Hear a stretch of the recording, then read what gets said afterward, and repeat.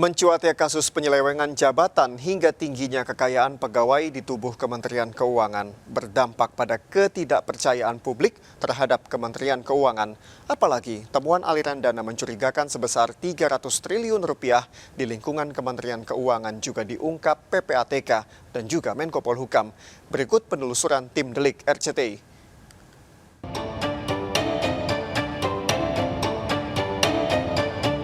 Kasus penganiayaan yang melibatkan mantan anak Direktorat Jenderal Pajak Mario Dandi dan korban atas nama David Ozora pada pertengahan Februari 2023 telah memasuki babak baru. Polda Metro Jaya telah melakukan rekonstruksi penganiayaan di tempat kejadian perkara yang berlokasi di Kompleks Green Pesanggerahan, Jakarta Selatan. Dalam olah TKP yang dilakukan, polisi mendatangkan dua tersangka yakni Mario Dandi dan Shane Lucas untuk memperagakan 23 adegan yang nantinya menyamakan keterangan pelaku dan barang bukti yang sudah diperiksa Polda Metro Jaya.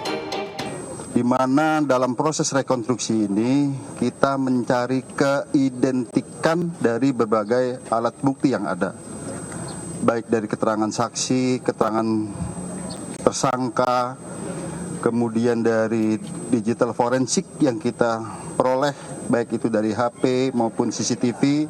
Sebagaimana yang pernah saya sampaikan, kami sampaikan bahwa dari persesuaian beberapa alat bukti ini, kita bisa menemukan peranan dari masing-masing tersangka yang ada di TKP tersebut.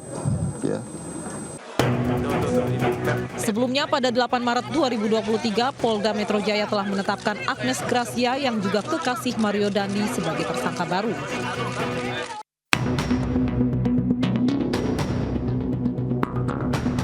Setelah dirawat hampir 3 minggu di salah satu rumah sakit di Jakarta, kini kondisi David Ozora sudah mengalami peningkatan setelah sebelumnya mengalami koma dan dirawat intensif di ruang ICU.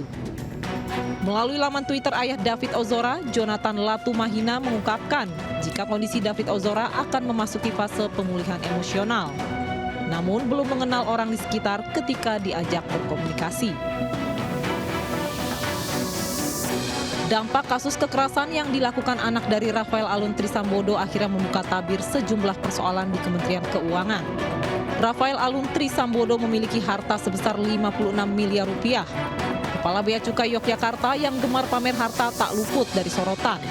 Berdasarkan LHKPN pada 31 Desember 2021, Eko Darmanto memiliki kekayaan sebanyak 15,7 miliar rupiah. Publik juga dikejutkan dengan harta kekayaan Kepala Bea Cukai Makassar, Andi Pramono, sebesar 13,7 triliun rupiah. Laporan dari pegawai pajak di Sumatera Utara terkait dugaan rekening virtual perusahaan ilegal yang selama 2 tahun diabaikan oleh pihak Kemenq.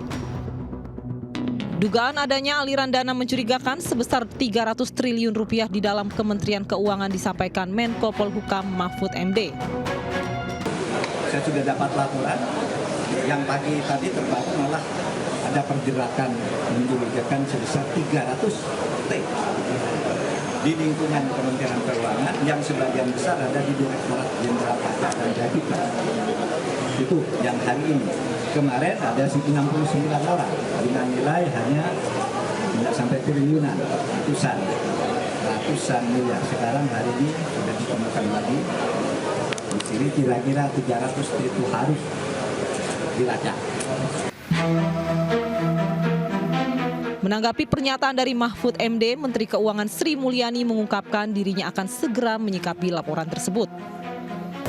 Jadi pada dasarnya begini, ada setiap tahun PPATK itu mengirimkan informasi kepada kita mengenai transaksi yang disebut material.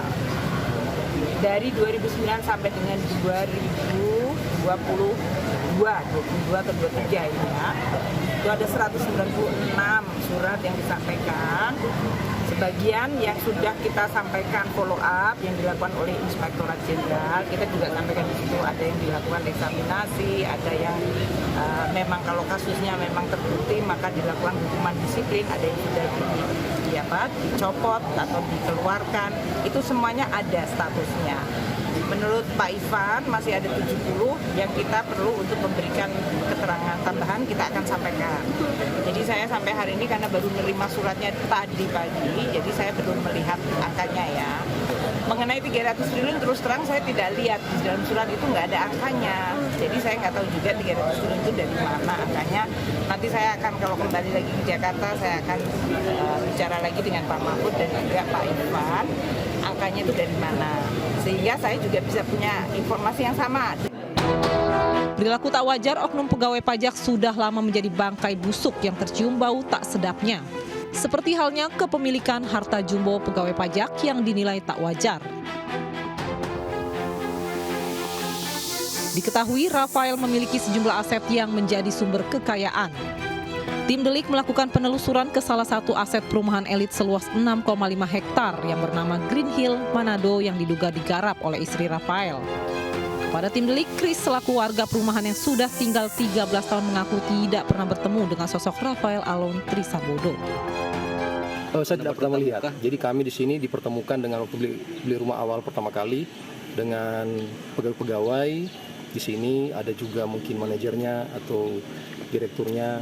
Tapi kalau owner saya belum pernah ketemu sampai sekarang.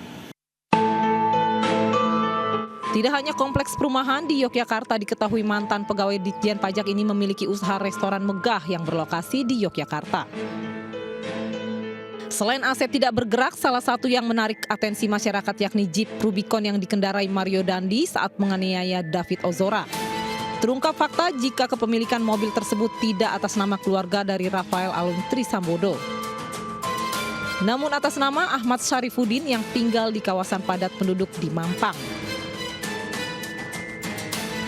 Tim Delik melakukan penelusuran terkait sosok dari Ahmad Syarifuddin, namun alamat rumah yang dulu ditinggalinya kini sudah berganti penghuni dan tidak mengenal sosok dari Ahmad Syarifuddin. Katanya sih pernah tinggal di sini tahun 2007 kalau nggak salah tuh. Awalnya sih kaget juga kok bisa viral gitu gara-gara yang Rubicon itu. Tadinya nggak tahu gitu, kaget aja sih bisa viral.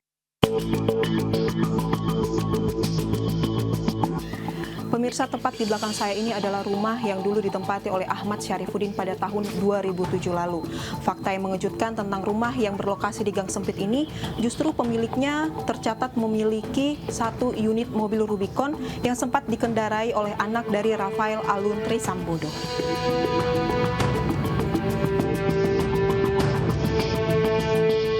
Pelaporan dugaan pengemplang pajak sebelumnya telah dilakukan Busrok Antoni, seorang pegawai pajak di Direktorat Jenderal Pajak Sumatera Utara II, wilayah Pematang Siantar.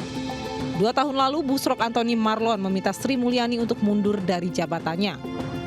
Hal ini dilatar belakangi laporan pengaduan kecurangan pajak perusahaan yang tak pernah ditanggapi pihak Kemenkyu. Nah, PT yang saya adukan ini tidak bisa juga dikategorikan sebagai wajib pajak badan, sehingga DJP tidak perlu khawatir dalam hal memberitahukan kepada saya terkait dengan PT ini.